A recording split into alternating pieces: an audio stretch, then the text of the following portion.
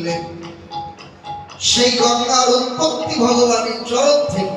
তো যেখানে উৎপত্তি জন্ম গঙ্গা সেখানে বইতে পারে, কিন্তু চরণ থেকে না বইয়ে নয়নে গঙ্গা বইছে কেন?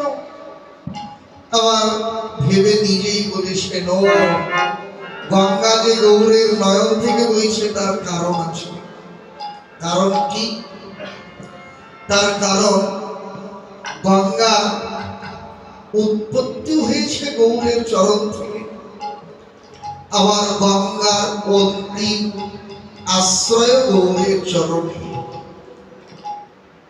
অল্প সময়ের জন্য গঙ্গা তার নিত্য আশ্রয় গৌরাঙ্গের চরণ, সে আশ্রয় হারিয়ে ঠাই পেয়েছে গৌরের নয়নে। কিন্তু নয়নে যখন ঠাই পেয়েছে তখন গঙ্গার মনে একটা অনুভব জেগে গেছে, কি রে,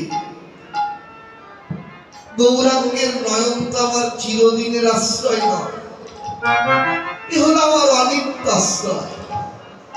অনিত্য আশ্রয় তো আর চিরদিন কারো থাকে না,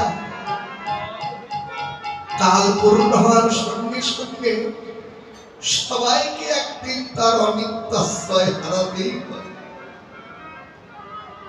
কিন্তু অনিত্য আশ্রয় হারাবে, যাবে কোথায়? এক জায়গায় না থাকলে আর একটা জায়গায় তো যেতেই হবে,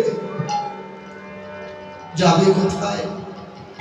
এখানে ভক্তি শাস্ত্র সিদ্ধান্ত দিলেন প্রত্যেক জীবের অন্তিম আশ্রয়ে ফিরতে হবে। এটাই শেষ কথা। যে যত আশ্রয়কে আঁকড়ে ধরুক, একদিন না একদিন সবাইকে তার নিত্য আশ্রয়ে ফিরতে হবে। জীবকে যেতে হবে তার নিত্য আশ্রয়ে। সেই নিত্য আশ্রয় কোন আশ্রয়? ভক্তি শাস্ত্র বললেন জলের শেষ আশ্রয় যেমন সাগরের কাছে, তেমনি অনন্ত কোটি